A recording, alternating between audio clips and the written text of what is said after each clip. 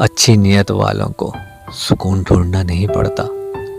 उनके दिल किसी निखरी सुबह की तरह उजले और पुरसुकून होते हैं। अगर दूसरों के दिलों के अंदर की खुशी तुम्हें खुश करती है तो तुम इंसान हो।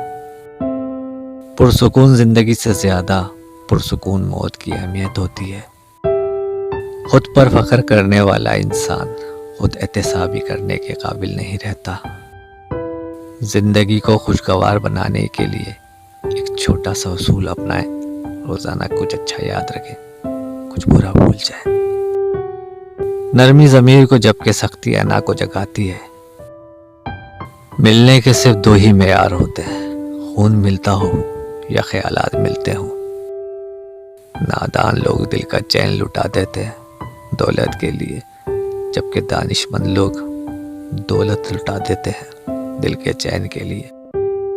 जो शख्स तुम्हारी बातों को गौर से ना सुने उसे सुनने की तकलीफ ना दो।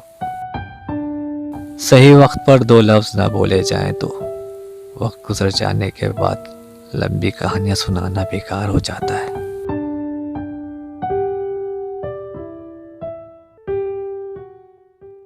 और अगर आपने अभी तक हमारा चैनल सब्सक्राइब नहीं किया तो फौरन सब्सक्राइब कीजिए, साथ ही बेल आइकॉन पर क्लिक करें ताकि मजीद आने वाली वीडियो है वो आपको वक्त पर मिलती रहे।